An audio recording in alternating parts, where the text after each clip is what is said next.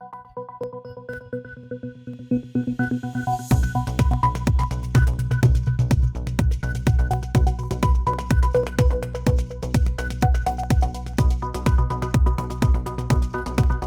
morning and welcome to COVID-19 Talk with local health authorities. Joining me is Dr. Janita White, representing Harris County, Dr. David Perch, representing the City of Houston. Special thanks to Kathy Fenninger, Rotary Club of Houston, for providing us these questions, and our producer, Morgan Ash. I'm Stephen Williams, the Director of the Houston Health Department.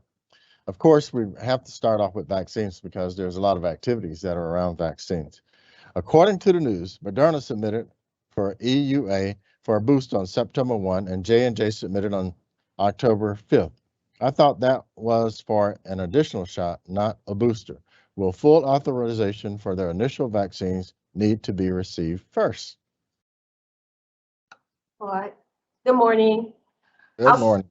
Good morning. So actually, Moderna and J&J are both authorized for use by the FDA, but they're not fully approved. It was only the Pfizer that had the full approval. So Moderna has requested for an EUA booster. So we're waiting to hear from that. Hopefully we'll have an update within the next 30 days about Moderna's EUA for booster. And a product can get an EUA even though we're still waiting for additional sort of FDA approval of the overall use. But the EUA can give us authorization for booster dosing. Yes, and the Centers for Disease Control and Prevention Advisory Committee on Immunization Practices has scheduled a meeting on October the 20th and 21 and November the 2nd, and November the 2nd through the 3rd. At that time, hopefully we'll have updates on what's going on. Relative. Can I add something to that? Because I think that there's a lot of confusion that people have about additional doses versus booster. Yes. And one of the things for people to understand is that if you're in one of certain categories, for example, very advanced or poorly controlled HIV, you're a solid organ transplant patient, you're a stem cell treatment patient, or you have certain immune diseases, that those folks are getting an additional dose. And you can get either the Pfizer or the Moderna for that, but that's an additional dose. So that's where some, and the term third dose is being confused in this as well.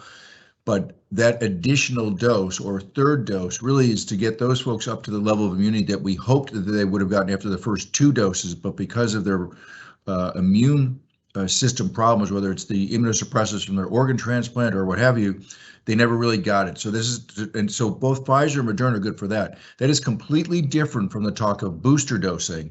And I just want to make sure people understand that there's a lot of confusion, and you need to think of it as two completely different things. Actually, I forgot to say that the Food and Drug Administration actually has scheduled meetings with vaccine and related biological products today, October the 14th. I think they're going to talk about the Moderna booster dose. I think tomorrow they're going to talk about the J&J boosters, and on October the 26th, they're going to discuss Pfizer vaccine for those individuals ages 5 through 11. So there's a lot of activities that's going on with this. If Moderna seems to have better longevity than Pfizer, why is it so far behind in getting approval for even ages 12 and up? Yeah, so these are two different topics that are getting confused. So Moderna does at this point appear to be offering longer or more longevity in the initial two-dose series. And this is really what will be discussed today, is whether a booster dose is necessary for the folks who got the Moderna the first time around, because that first series seems to be they seem to be benefiting from a longer amount of acceptable protection. So the submission for Moderna for authorization for children is a completely separate issue, and that I believe that paperwork is in, and that the FDA will be looking at it. But again, and here's the other thing to keep in mind, and I don't know that so one of the things, but Pfizer's dosing was a smaller dose of medicine in those shots, and so when it comes to kids, they don't need as much, and so again, dosing will be an important factor in this. And there's just so much that we're learning right now, and it's all in flux. But in terms of longevity and the kids getting a authorization, those are two different issues. Yeah, actually, I think the Pfizer dose for those kids that are 5 to 11, I think it's like 10 milligrams versus 30. So it's like a third of the dose. And then actually, Dr. Purse, I don't, if you agree, but if the other context of the question is Moderna behind? It's not really behind Pfizer. I mean, vaccine development can take years. So to have two vaccines sort of coming behind one another in months is, I guess the public may feel like it's behind, but in vaccine research and therapeutics, it's actually doing fairly well, and it's what we want. They're getting the data, but a month behind is really not sort of quote far behind. Yeah. And the other thing, remember, when they make these submissions to the FDA, they've got to base these on trials that they've done. These trials are incredibly complicated and they take time. And so for one to be a month, quite honestly, for them to only be about a month off from each other is really remarkable. Yeah. Crystal ball question. How long after the last dose do you predict booster shots will be recommended? That is a crystal ball question. Yeah, crystal ball. So, go buy your crystal ball and answer the question. All right. But it goes to a number of things. One is, there's three things that pop into mind with that question. One is, how does the population as a whole respond to the vaccine? And that if we're talking about just Moderna versus Pfizer, they're similar technologies, but there were different doses, and that's why we're seeing a little bit of difference in the longevity. So there's part of that question. The other part of the question is, when the person asking this question probably is really, for me, how will I need another dose? And so depending on your health situation, that may change it. And then the third thing, of course, is if the virus changes, then we're going to, that changes everything as well. So this is not the crystal ball would have a hard time answering this question. I agree. And I to your point, Dr. Purse, is that durability of the virus. We just don't know what the virus is going to do over time.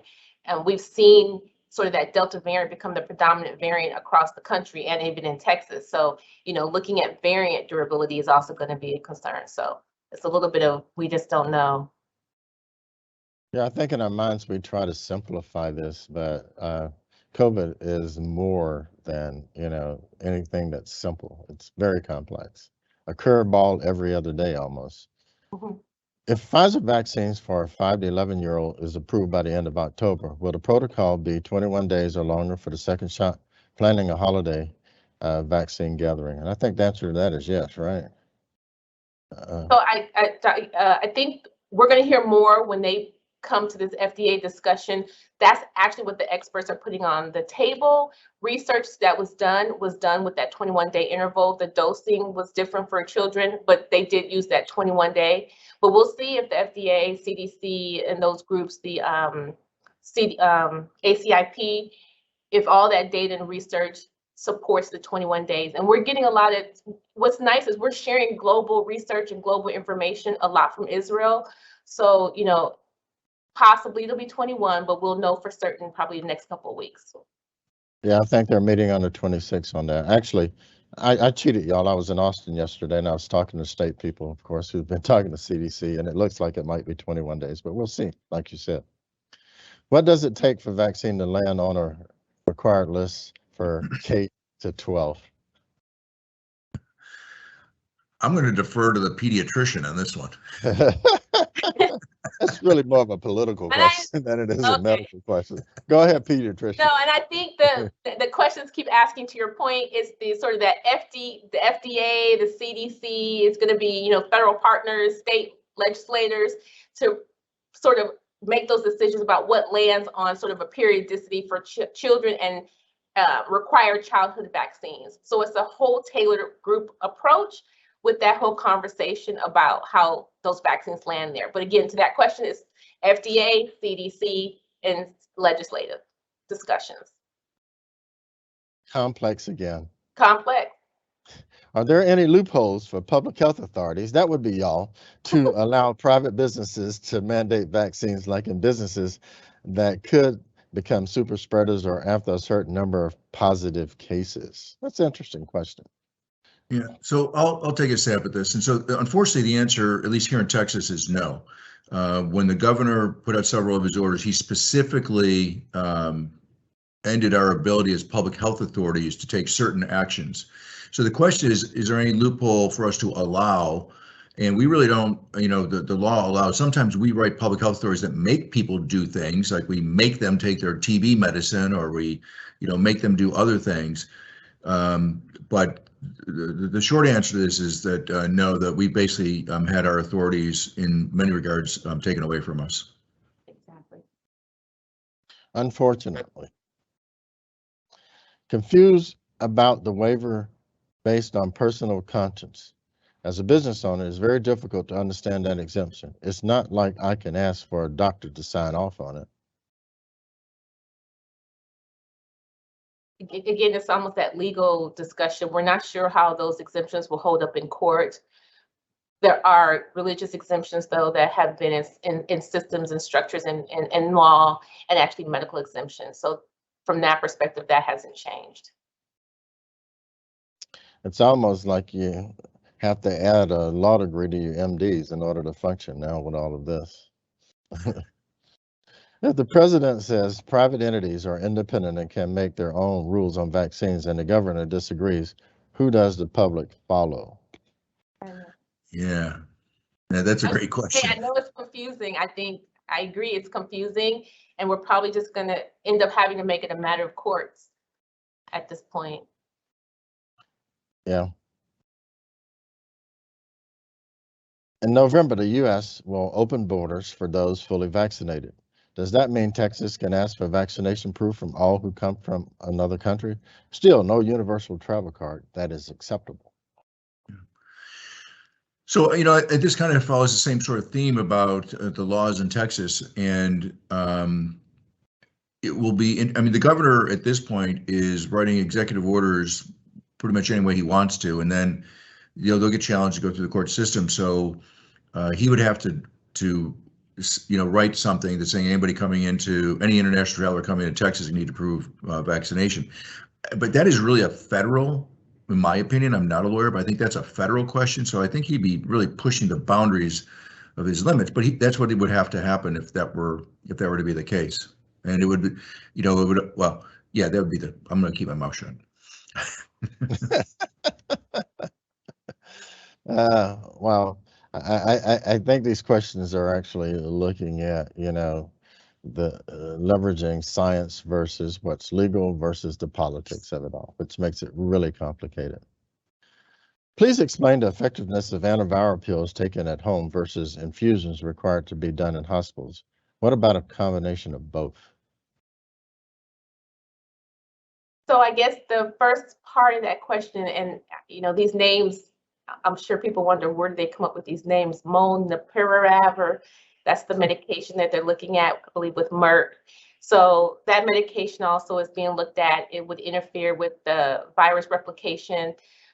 People liken it to like using Tamiflu with the flu. So it's a medication you would take twice a day for, right now they're saying 5 days. And so that's to help impact viral replication. However, when you think about monoclonals as another option for care, monoclonals are meant to, once you've been infected, bind with the virus and sort of basically inactivate the virus. So two different sort of considerations on how to manage having an infection with COVID. What was the last part, Stephen? Last part about, what about a combination of both? Scientists, I think that's a great question. Scientists probably have that in their arsenal and looking at. I've not seen any data or any information about that at this time. I don't know if Dr. Persh, you've seen a combo of those two? No, I've not. Not yet. Go ahead. Well, I was going to say, remember the pill form is just, about to hit the market, right? And so it's not out there yet. And so what I would not be the least bit surprised to see happen is that people are treated with the pill form. The molnupiravir allegedly appears to reduce your chance of requiring hospitalization by about 50%, right? So that means 50% of people will still wind up being hospitalized. I mean, not 50%, but some people will still wind up being hospitalized. Well, when they're hospitalized, I wouldn't be the least bit surprised if they then give them intravenous monoclonal antibodies. And so we may get some anecdotal reports long before we get any sort of a prospective randomized controlled trial, which would be really a huge logistic challenge. So I think we'll see real world anecdotal evidence before we get anything else. And that's good, but it's not great evidence. So we'll have to wait and see. When I'm out on the field and talking to people about their reluctance to take the vaccine, it seems as though sometimes they're using this as an excuse to not take the vaccine. I think that we need to emphasize the fact that our best recommendations, based on what we know now, is the best way to combat COVID is to actually get vaccinated. I mean, Steve, you bring up a great point. We've had discussions all this week, Dr. Peirce and some of us other physicians in the area, in the region, that the implication of what would happen if you get infected is such a concern. I mean, to your point, you may not immediately go to the hospital, or you might, but that's sort of needing oxygen. We're learning that this is a vascular insult into your system. We don't know what it does when you have other comorbidities. We don't know the long haul of it. We don't know sort of other complications that we just don't know yet. So you're exactly right. We really are trying to discuss and support prevention, not just an intervention once you get infected, and those multiple variables of unknown, and what we're hearing anecdotally about how patients haven't still recovered well. At one point, sometimes it occurs to me that the use of the plan, if you have a plan to use the antiviral pills or the monoclonals after you get sick, without, instead of getting vaccinated, that's like trying to buy the car insurance while you're having the car accident. It's a little late. You should have got the vaccine. You wouldn't have been in this situation, right? I heard that over a year ago, a trial with remdesivir was halted because it was unethical to give the placebo to people if it would help them. If true, did that prove to be a good decision? Yeah, so it did. So what people need to understand, and this is one of the great things about science, is that when you do a prospective study with something, you don't know exactly how, you only would study something which you think is going to be helpful. And so you do the study to find out, A, is is it helpful like you think? Then B, how helpful is it? And as we do that trial, in order to make sure that there's no bias introduced, the investigators are pretty much blinded as to if it's, in a well-done trial, they're pretty much blinded as to which intervention. That's why they're placebo controlled, sugar water or sugar pill controlled. That occurs, but there is somebody, a data safety monitoring board of other researchers that are otherwise completely unattached to the project who are monitoring the results. And in this case, what they found out was that remdesivir was not only performing well, was outperforming how well it had been predicted, to the point where they said, look, we don't need to be enrolling any more people in the trial. We just need to start using this stuff. So that's another safety measure in science and in research. So that, we talk about, and the people are fearful that if you're doing research, that something bad is going to happen. Well, sometimes something really great happens and they stop the trial because there's no sense in continuing on. We've already got our answer. Okay. Cytokine storm, an immune system overreaction, may cause more illness than the virus. Please explain this. So I don't know if that's, does it cause more illness than the virus? The cytokine storm, in that response, your body is fighting off something foreign, and in that sort of robust fight, it produces, cytokines and all these activities. So yeah, it can injure itself inadvertently with the goal of trying to harm, the foreign agent in the system. And so for some individuals, that storm is to this question, it can be very significant. And, modern medicine does a lot to try to sort of reduce that response, but we just don't know who that happens to. And then when it happens, it does seem like it can be out of control, but it's really it's unknown who it happened to, but it's that body's response of just trying to fight off something foreign. And unfortunately, it fights the body itself as well. So I guess the question is, we don't know why it happens. And so you find yourself under the care of multiple specialists that try to stave it off while they try to then again get rid of that foreign entity, which is the COVID virus. Okay, I got about 10 minutes and quite a few questions. There was a news headline about the correlation between the dose level influencing symptom development. Higher doses produce fever, which suggests that lower infectious doses may be associated with asymptomatic infection. Nature Reviews Microbiology. Is this referring to the different amount contained in Pfizer versus Moderna, for example? So I didn't read that article, and Dr. White, if you did, you can correct me. But the way that questions written, it makes me think that it has to do with how much virus you were exposed to. And the people who are exposed to a lot of virus tend to get a lot sicker a lot more quickly than people who just got casual exposure. That's my understanding. That's what I know.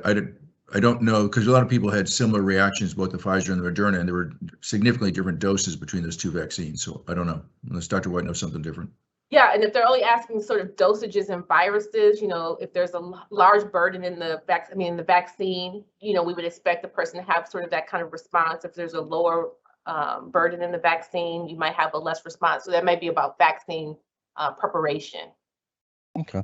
Please comment on the quote. Your unvaccinated kid is like a vaccinated grandmama. It was in the Atlantic. So I know that. I'll take that. So what that showed was there was a study that looked at how it was talking about how kids tend to not get as sick. And it said that unvaccinated kids were getting a level of illness which was similar to vaccinated elder folks. And it's true, we do know that kids tend to do better when they're infected. That's where that quote comes from. Okay. How prevalent is the Delta variant in Houston right now? How do you forecast as the new incumbent variant for Houston, Harris County, has a new emerging variant been identified as a takeover candidate? It's pretty much Delta now, right? Go ahead. Yeah, and I can take that, and maybe if you want to do wastewater, Dr. Purse. But so the Delta variant, 99.9% of. So we actually had a state call this week, and it was nice that they went over some graphics. But basically, the Delta variant is what we're seeing in the entire country, and in Texas is no different. And I'll be sure to share that with the organizer of this, because the dishes had a really nice table I think the listeners would want to look at, and it's really color coded. So the whole bar says Delta variant.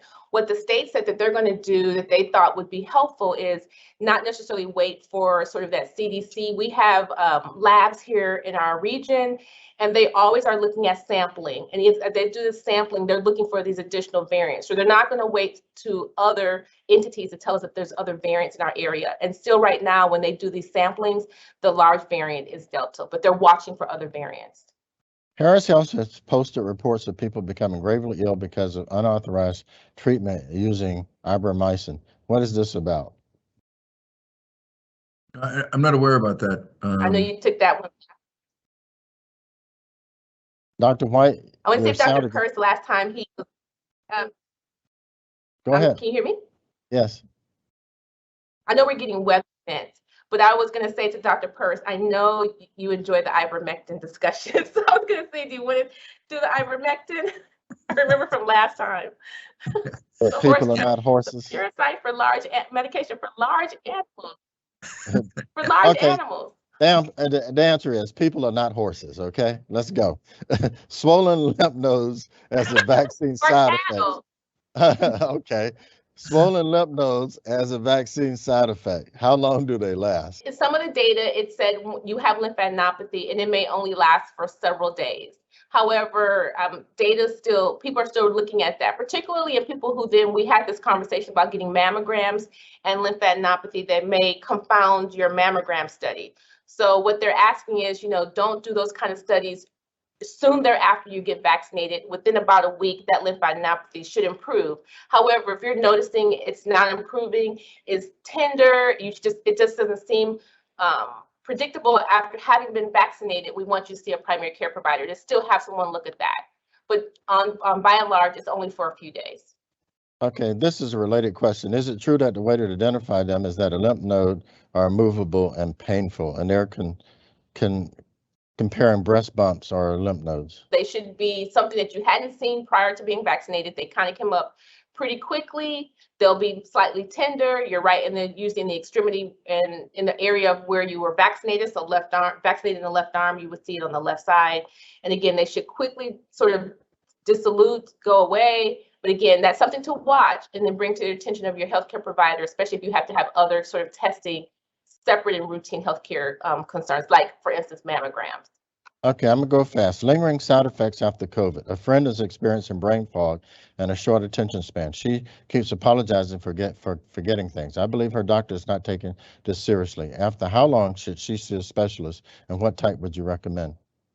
So I'll take this. So if it's impacting her life, right? If she's having problems getting through the day or it's irritating her, then she needs to reach out. And there are clinics at most of the major healthcare providers, Baylor, UT, Herman, most of the Harris Health. Most of them have got some sort of a long haul COVID clinic, and I would reach out to them, even if their PCP is not taking it serious.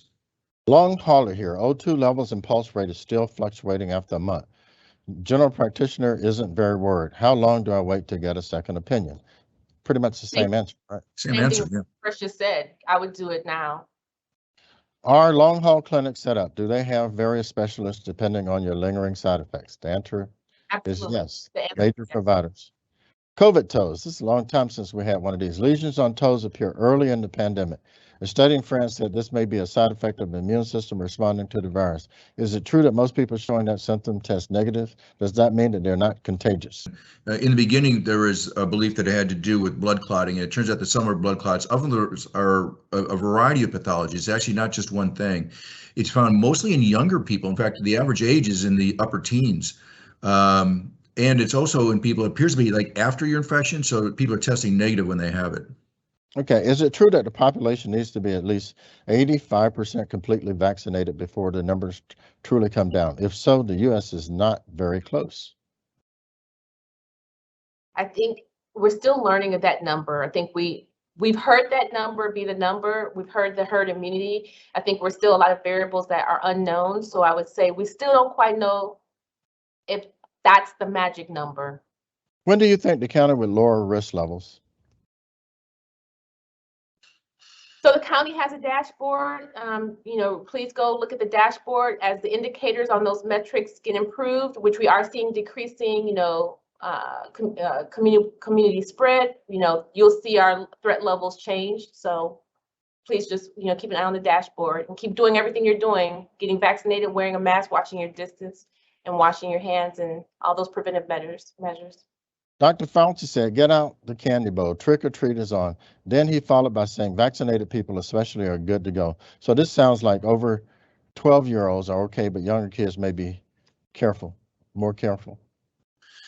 So I'll take that, even though I'm not the pediatrician, I'm going to take a stab at this. So I think that because the younger kids tend to not get as sick, and there is this obviously this drive to get back to normalcy, that I think that's where it's coming from. The only thing that I would add, and I think Dr. Fauci would too, although I never want to put words in his mouth, is that for families that have got elder folks that are living in the house or complicated immune systems, I wouldn't be cavalier at this point at all, and still try to protect those at-risk family members. Texas Children's Hospital reported an all-time high number of MISC admissions in September. Actually, that was in the paper today. Treatments, prevention measures. Are we familiar with the treatment or prevention measures for? I meant the prevention measure is to not even get COVID, but for younger kids, there's no vaccine yet. So a lot of treatment for MISC, these children will find themselves in an ICU settings, especially for just safety and having the right teams around them to watch for early identification of any sort of change in condition that would be severe. But those children usually, by going into the ICU, will have to be on oxygen. So that's one of the treatments, being on oxygen. Oftentimes they're on antibiotics until you know that the COVID, there's no other underlying other sort of bacterial infection that could go along with it. They're often given what we call IVIG. They're often given aspirin, and depending on how their bodies are responding, they may require intravenous fluids. So it's pretty serious of what they're needing for support. But we also find that many of these children do recover. But that area right there of needing those sort of supportive medications are pretty concerning. Okay, we're running out of time, and I have about 4 or 5 more questions, so I guess we'll have to pass those on for the next time. Thank you for joining us with COVID Talk with local health authorities. Joining me was Dr. Janita White, representing Harris County, Dr. David Purse, representing the city of Houston. Special thanks to past President Kathy Finninger, Rotary Club of Houston, who provides these questions. Our producer, Morgan Ash. I'm Stephen Williams, Director of the Houston Health Department.